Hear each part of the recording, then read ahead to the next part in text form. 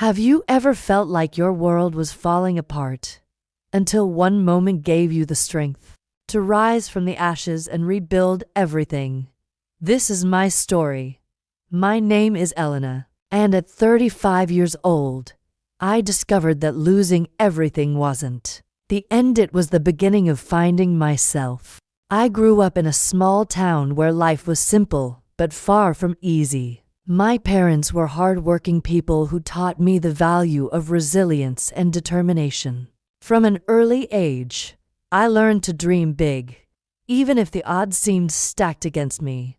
I wanted to build a life filled with purpose, love, and stability, a life that would make my parents proud. But nothing could have prepared me for the challenges I would face later in life. After graduating from college, I moved to the city to pursue my dream of becoming an architect. I worked tirelessly, climbing the corporate ladder and earning recognition for my innovative designs. Along the way, I met Daniel, a man who seemed perfect in every way, charming, supportive, and ambitious. We fell in love quickly, and within 3 years, we were married and living what appeared to be the perfect life. We bought a beautiful home, adopted a dog, and started planning for the future. For the first time, I felt like I had it all. But beneath the surface, cracks began to show. Daniel's ambition often crossed ethical lines, and his decisions sometimes put our family at risk. I tried to intervene, to remind him of the values we once shared, but he dismissed my concerns. "Elena," he'd say with a condescending smile, "you worry too much. Let me handle it." His words stung, but I told myself he knew best.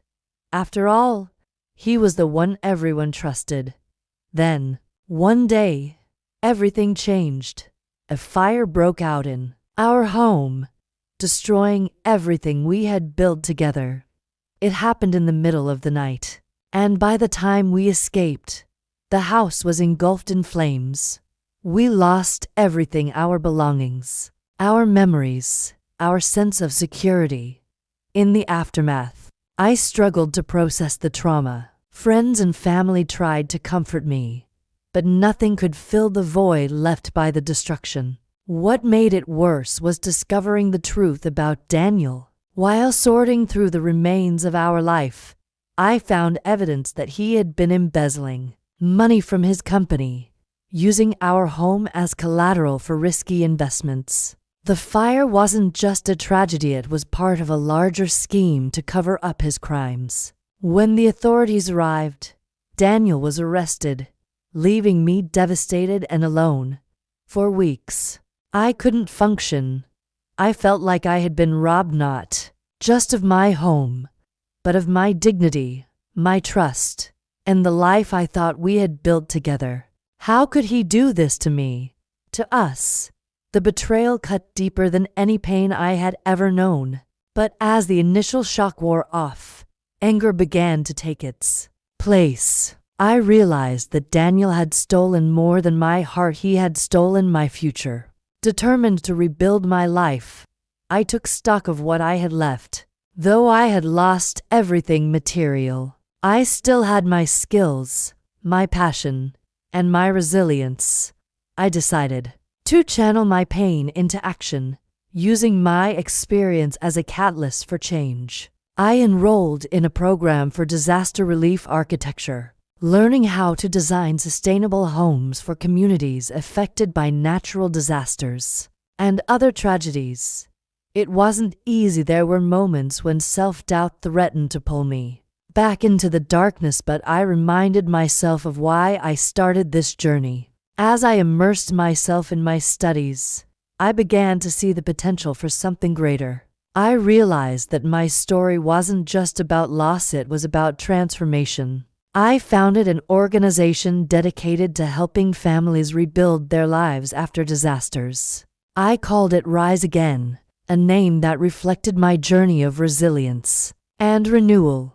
Through the organization, I provided resources, counseling, and architectural support to individuals navigating similar situations. I also launched educational programs to teach communities how to prepare for and recover from disasters, ensuring that they had the tools they needed to thrive. One of the families I helped was the Martinez family, who had lost their home in a flood. When I first met them, they were broken and hopeless, unsure of how to move forward. Together, we worked to secure housing, file insurance claims, and create a plan for rebuilding their lives.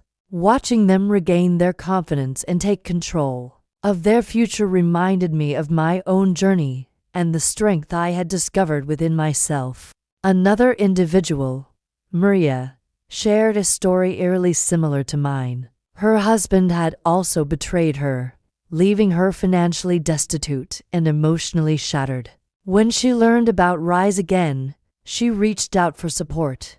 Together, we helped her navigate the legal system, recover her stolen assets, and start anew. Her gratitude reinforced my belief that the work we were doing was making a difference not just for individuals, but for families and communities as well. As Rise Again grew, so did my sense of purpose. I realized that Daniel's betrayal, while devastating, had given me a gift, the opportunity to help others heal and rebuild their lives. By turning my pain into action, I was able to honor the parts of my relationship with him that mattered most. The lessons I learned about resilience, forgiveness, and the importance of standing up for what's right. But building Rise Again wasn't without its challenges. There were moments when I questioned whether I was strong enough to carry the weight of so many stories, so much pain. There were times when the memories of the fire and Daniel's lies threatened to overwhelm me, pulling me back into the darkness. But I reminded myself of why I started this journey: to create a better future, not just for myself, but for others. Through the families I met, I discovered something profound. Healing isn't a linear process. It's messy, unpredictable, and often painful, but it's also transformative. By sharing our stories, supporting one another, and taking steps toward change, we can reclaim our power and rewrite our narratives. That realization became the foundation of Rise Again, not just as an organization, but as a movement. Looking back, I realized that Daniel didn't just leave me a legacy of pain. He gave me the tools to transform it into something meaningful. His actions forced me to confront truths I might otherwise have avoided, pushing me to grow in ways I never imagined. And while I'll never fully understand why he chose to live the way he did, I've come to accept that his choices don't define me. Instead, they've shaped me into the person I am today, stronger, wiser, and more determined than ever to make a difference. Through Rise Again, I've learned that power isn't about control or revenge. It's about creating opportunities for others to thrive. It's about using your pain to fuel positive change, to lift others up when they feel like they can't stand on their own. And it's about recognizing that, no matter how broken you feel, you have the ability to rebuild not just your life, but the lives of those around you. If you're watching this and feeling defeated, remember, your pain doesn't have to define you. You have the power to turn it into purpose, to create something beautiful out of something broken.